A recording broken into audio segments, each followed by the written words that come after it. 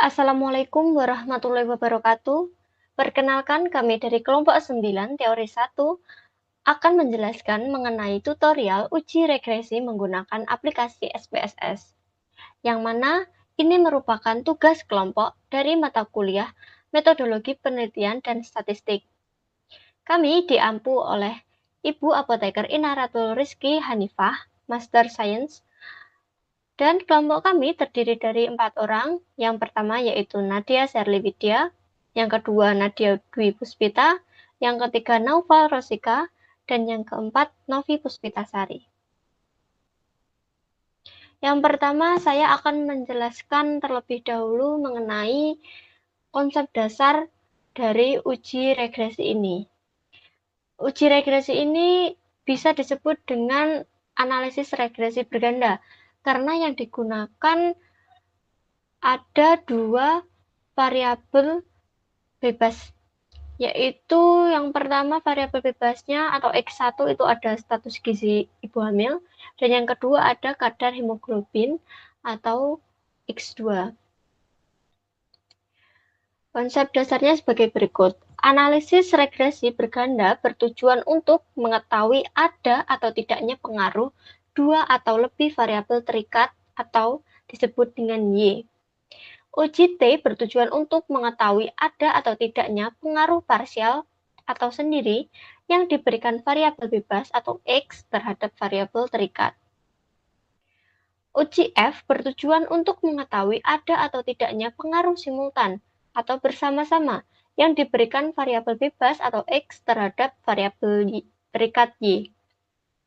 Koefisien determinasi berfungsi untuk mengetahui berapa persen pengaruh yang diberikan variabel X secara simultan terhadap variabel Y. Kemudian saya akan membacakan kasus yang diberikan kepada kelompok kami, yaitu kasus nomor 9. Kasusnya sebagai berikut. Angka kejadian bayi berat badan lahir rendah atau BBLR di dunia mencapai 15,5%. Dan 90% dari kasus tersebut terjadi di negara-negara berkembang. Menurut data tahun 2014 di Indonesia, angka bayi BBLR mencapai 11,1%. Angka ini terus mengalami peningkatan, 11,7% di tahun 2015 dan 12,2% di tahun 2016. Selain menurunkan kualitas tumbuh kembang anak, bayi BBLR juga memiliki resiko meninggal lebih tinggi dibandingkan bayi dengan bobot lahir normal. Karena itu, seorang peneliti ingin mengetahui faktor penyebab meningkatnya kejadian BBLR dengan meneliti pengaruh status gizi dan kadar hemoglobin ibu hamil terhadap kejadian BBLR. Penelitian ini dilakukan secara acak dengan responden sebanyak 26 ibu hamil. Adapun data status gizi ibu hamil dan kadar hemoglobin sebagai berikut. Seperti ini, teman-teman, tabelnya. Ada kolom status gizi ibu hamil, ada kolom kadar hemoglobin, dan yang terakhir ada berat bayi lahir. Selanjutnya, kita ke hipotesisnya. Perumusan hipotesis ini ada 3 macam, ada H1, H2, dan Y. Yang pertama adalah H1, yaitu terdapat pengaruh status gizi ibu hamil atau X1 terhadap berat bayi lahir. Yang kedua, H2, yaitu terdapat pengaruh kadar hemoglobin X2 terhadap berat bayi lahir. Dan yang ketiga, yaitu Y, terdapat pengaruh status gizi ibu hamil atau X1 dan kadar hemoglobin atau X2 terhadap berat bayi lahir atau Y.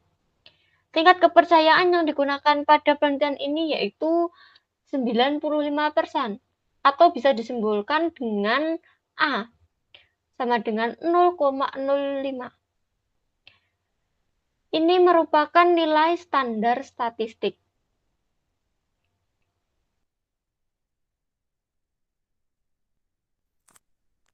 Kemudian selanjutnya akan menjelaskan tentang tutorial perhitungan dengan SPSS. Di sini ini tanpa SPSS. Di pojok sini ada data view dan variabel view. Nah, kita klik variabel view. Nah, di sini ada 6 nama, kita tulis X1, bawahnya X2, bawahnya Y. Kemudian di sini ada label. Di sini ada label, kita tulis status gizi bumil.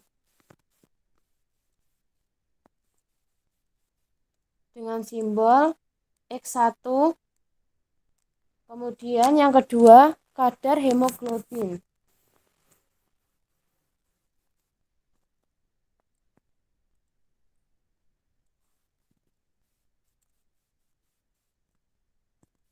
Dengan simbol X2. Kemudian yang ketiga berat bayi lahir dengan simbol Y. Kemudian kita pindah ke data view. Nah, muncul X1, X2, dan Y. Kemudian di sini kita akan mengisi data kasus 9 tadi. Nah, ini datanya. Kita copy paste.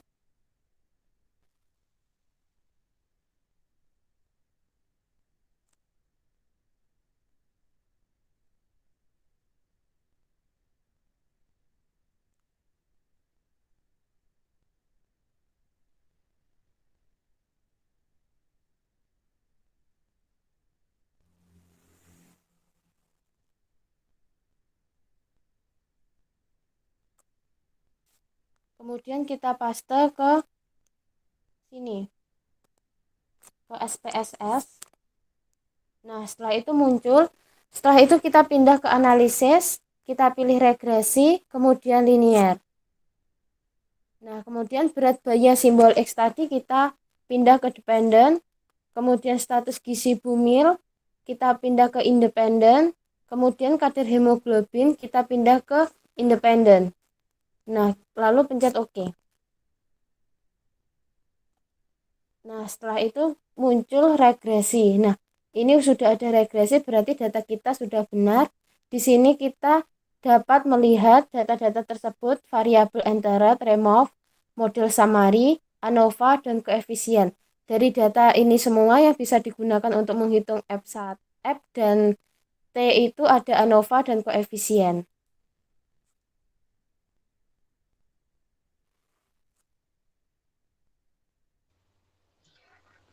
Setelah tadi didapatkan nilai T dan F dari SPSS, maka selanjutnya kita akan menghitung T tabel dan F tabel. Dasar pengambilan keputusannya uji T adalah jika nilai signifikan kurang dari 0,05 atau T hitung lebih dari T tabel, maka terdapat pengaruh variabel X terhadap variabel Y. Sedangkan jika nilai signifikan lebih dari 0,05 atau T hitung kurang dari tabel, maka tidak terdapat pengaruh variabel X terhadap variabel Y. Nah, berikut ini merupakan tabel distribusi nilai T tabel.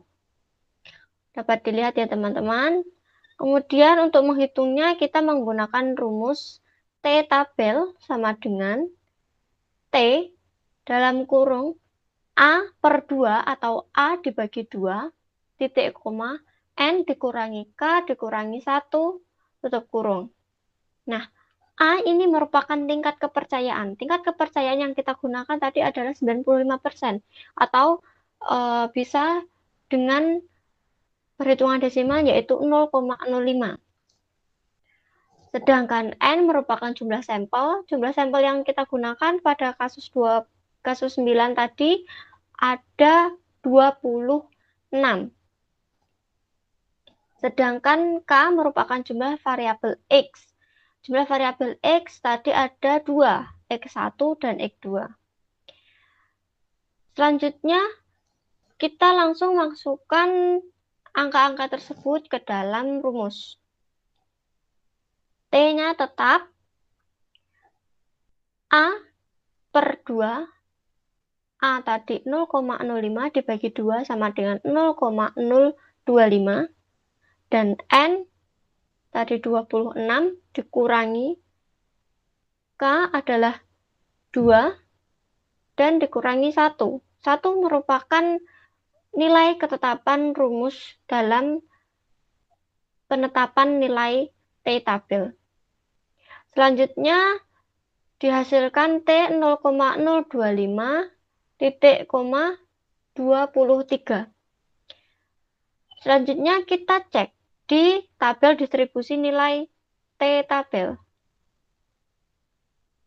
T 0,25 dan berada di baris ke-23.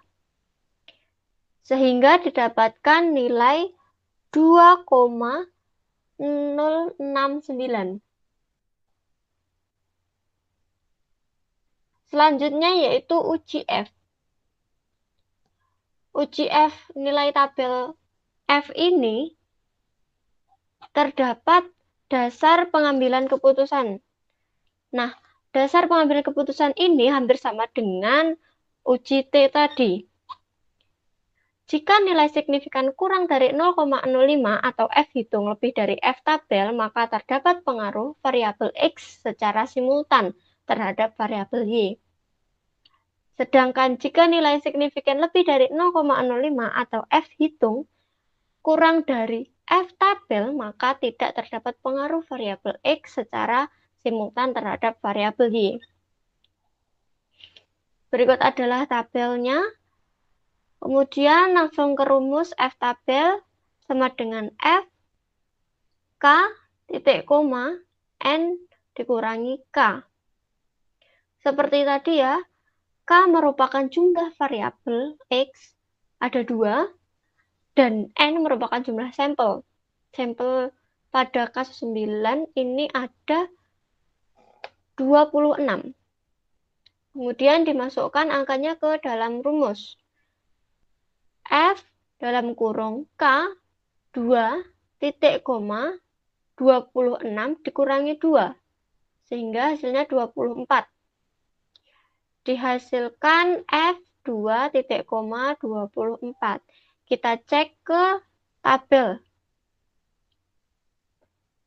Ada di kolom 2 baris nomor 24, yaitu nilainya sebesar 3,40.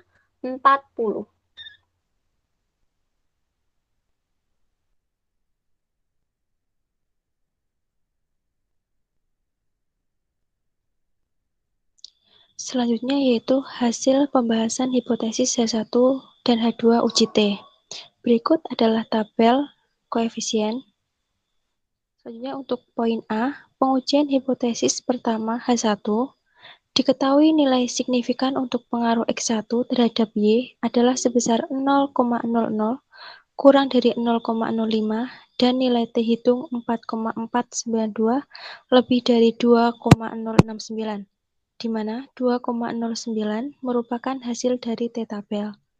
Sehingga dapat disimpulkan hipotesis pertama diterima, berarti terdapat pengaruh status gizi bumil atau X1 terhadap berat bayi lahir atau Y. B. Pengujian hipotesis kedua H2, diketahui nilai signifikan untuk pengaruh X2 terhadap Y adalah sebesar 0,187 lebih dari 0,05 dan nilai hitung 1,360 kurang dari 2,064. Sehingga dapat disimpulkan bahwa H2 tidak diterima berarti tidak terdapat pengaruh kadar hemoglobin atau X2 bayi lahir atau Y.